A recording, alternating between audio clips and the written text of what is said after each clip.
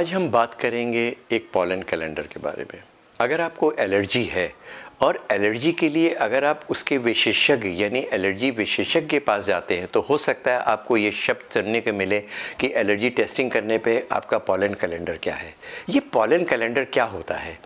अब से 25-30 साल पहले जब हम लोगों ने इसका शुरुआत करी थी तो हम लोग एटमॉस्फेयर में जो पॉलन जो परागकण हैं, पेड़ों के कण हैं, वो एक विशेष समय पे वायुमंडल पर आते हैं। हम लोग अपने छतों पे जा कर के कुछ ऐसी चीज़ें लगा देते थे जो उसमें सोख करके उसको कलेक्ट करते थे और जा कर के उसको दिल्ली ले जाते थे और वहाँ पर एक उसको मेज़रमेंट होता था इस पर्टिकुलर मंथ में, इस पर्टिकुलर सीज़न में कौन से पॉलन उस पर्टिकुलर एरिया में, उस सिटी के आसपास किस तरह के परागकण वहाँ पे मौजूद हैं, फंगल स्पोर्स कौन से हैं, और उसके अनुसार आपका ट्रीटमेंट चलता है। जैसे सपोज़ करिए किसी को एलर्जी होती है, सांस फूलती है, जुकाम होता है सितंबर अक्टूबर में। अब आपकी एलर्जी टेस्टिंग तो हो गई लेकिन उसमें 5 या 10 चीज़ें आई। वो सारी चीज़ों का तो हम हाइपोसेंसिटाइजेशन या ट्रीटमेंट नहीं करेंगे। अगर उसको सितंबर अक्टूबर में प्रॉब्लम हो रही है और उसका जो पॉलन कैलेंडर है वो मार्च अप्रैल में आ रहा है, वो पॉलन मार्च अप्रैल में आ रहा है, तो उस पर्टिकुलर पॉलन को हम लोग कंसीडर नहीं करेंगे। उन पॉलन को कंसीडर करेंगे जो कि उसी पर्टिकुलर सीज़न में आ रहे हैं। किसी को पूरे साल अगर प्रॉब्लम हो रही है तो उस पॉलन को हम लोग कंसीडर करेंगे। जैसे जो पार्थीनियन या दूब घास होती है वो पूरे साल रहती है, उस समय क्या हम लोग देखते हैं कि अगर हमें पूरे साल वाली एलर्जी है तो वो पॉलन कैलेंडर, वो फंगल स्पोर्स हम देखेंगे जो कि उस पर्टिकुलर सीज़न में हो रहा है। तो पॉलन कैलेंडर का सिलेक्शन ऑफ एलर्जेंस का उस चीज़ों की इम्पोर्टेंस है कि उस सीज़न में, उस पर्टिकुलर एरिया में, उस जगह पे कौन से पॉलन, कौन से परागकण, कौन से फंगल स्पोर्स मौजूद हैं। अगर वो आदमी नॉनवेज खा रहा है तो उसको क्या नॉनवेज की एलर्जी है कि नहीं। आदमी वेजिटेरियन है लेकिन उसको मटन या चिकन से एलर्जी हो रही है तो उसकी इम्पोर्टेंस नहीं है। आदमी अगर इधर यूपी में रह रहा है, बिहार में रह रहा है, तो उसको आसाम में होने वाले पॉलन की कोई इम्पोर्टेंस नहीं है। अक्सर हमने ऐसा देखा है कि जो एलर्जी टेस्टिंग है उसका किट दूसरे कंट्री से आ रहा है, जर्मन से बना हुआ का है या किसी यूरोपियन कंट्री से किट आ रहा है, लेकिन वो बिल्कुल गलत है क्योंकि वो किट वहाँ के पॉलन के लिए बना है।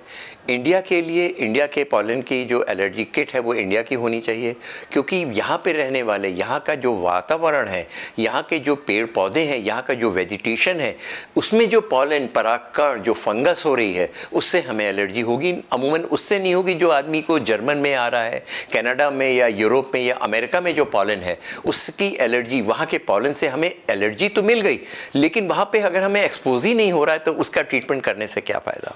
जी हाँ, एलर्जी टेस्टिंग, हाइपोसेंसिटाइजेशन ये एक बहुत ही ट्रिकी चीज़ें हैं। ये एक सिंपल टेस्ट नहीं है, इसमें थोड़ा सा हिस्ट्री लेनी पड़ती है, थोड़ा सा दिमाग लगाना पड़ता है, उसके अनुसार हमें उसका ट्रीटमेंट करना पड़ता है। कुछ शब्द हमने, जैसे अभी आपका शब्द इस्तेमाल करा हाइपोसेंसिटाइजेशन, ये क्या होता है? अब हमें मालूम पड़ गया, हमने एक रिपोर्ट बना ली कि अमूमन इस आदमी को इन चीज़ों से एलर्जी है। इसमें कुछ चीज़ें ऐसी हैं जिनको हम अवॉइड कर सकते हैं, जैसा अभी हमने थोड़ी देर पहले कहा, कुछ खाने की चीज़ें या कोई ड्रग्स है, अगर जो अवॉइड कर सकते हैं, उनको हम रोक सकते हैं, उनका हम उपयोग नहीं करेंगे तो 50% प्रॉब्लम हमारी ख़त्म हो गई। अगर वो चीज़ें पॉलन है, जब सांस के द्वारा वायुमंडल से अंदर हमें जा रहा है, उसके लिए उसी चीज़ को कंसंट्रेशन में ले करके हम लोग एक दवा बनाते हैं। उसमें कोई दवा नहीं होती है। सपोज़ करिए उसको एक पर्टिकुलर, अमूमन एक परागकण से एलर्जी है, उसको 1:50,000 एक पर्टिकुलर कंसंट्रेशन में ले करके हफ्ते में 2 बार बॉडी में इंजेक्ट करते हैं, इंट्राडर्मल खाल के ऊपर इंजेक्ट करते हैं और उसको, इस बॉडी को इस चीज़ के लिए स्टिमुलेट करते हैं कि उसके प्रतिरोधक क्षमता, एंटीबॉडीज़ उसके अगेंस्ट बने। थोड़े दिनों के बाद, हफ्ते में 2 बार के बाद में उसका धीरे धीरे हर बॉयल में उसका कंसंट्रेशन, उसकी मात्रा बढ़ाते जाते हैं, उसकी पावर बढ़ाते जाते हैं और 1:50 में आ करके उसको हफ्ते में 1 बार कर देते हैं। फिर उसकी ड्यूरेशन और बढ़ा के 15 दिन में 1 बार कर दिया, महीने में 1 बार कर दिया। धीरे धीरे बॉडी की प्रतिरोधक क्षमता, उसको बर्दाश्त करने की क्षमता बढ़ाते हैं और उसकी ड्यूरेशन, जो देने वाला इंजेक्शन है, उसको हम लोग दूर करते चले जाते हैं। ये जो इलाज होता है वो लंबे समय के लिए चलता है, 3 साल या 5 साल चलता है। कभी कभी ऐसा भी होता है कि हफ्ते 6 महीने में एक इंजेक्शन या साल में एक इंजेक्शन देना होता है। वो भी इसकी मात्रा बहुत कम होती है, पेनफुल नहीं होता है, खाल के ऊपर लगता है, बॉडी में उसके अगेंस्ट प्रतिरोधक क्षमता डेवलप हो जाती है। तो एक ये अलग तरह का इलाज है, इसमें किसी दवा को उपयोग नहीं करते हैं। जिस चीज़ से एलर्जी है उसी से ही बॉडी में प्रतिरोधक क्षमता डेवलप करते हैं, और उसमें 50% 80% किस आदमी को कितना फ़ायदा है ये पहले से नहीं बता सकते हैं। ये उसकी प्रतिरोधक क्षमता, उसकी एंटीबॉडीज़ के ऊपर डिपेंड करता है। कभी कभी एक बार ट्रीटमेंट लेने के बाद पूरे ज़िंदगी वो ठीक रहता है, कभी कभी 10-12 साल 15 साल तक वो ठीक रहता है, फिर कुछ सिम्टम्स उसमें आ जाते हैं। तो एलर्जी टेस्टिंग एक बहुत महत्वपूर्ण चीज़ होती है। उसका इलाज, जिसको हम हाइपोसेंसिटाइजेशन करते हैं, उसका इलाज थोड़ा सा भिन्न होता है।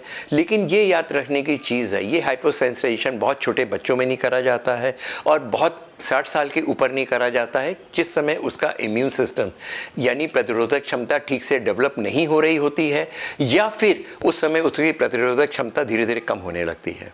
जी हाँ, हाइपोसेंसिटाइजेशन, एलर्जी टेस्टिंग, ये आपका पॉलन कैलेंडर वो शब्द हैं। जब आपको एलर्जी होगी, आप एलर्जी विशेषज्ञ के पास जाएंगे तो इन सब चीज़ों का डिस्कशन होता है। तो आपको मालूम होना चाहिए वास्तव में ये होता क्या है।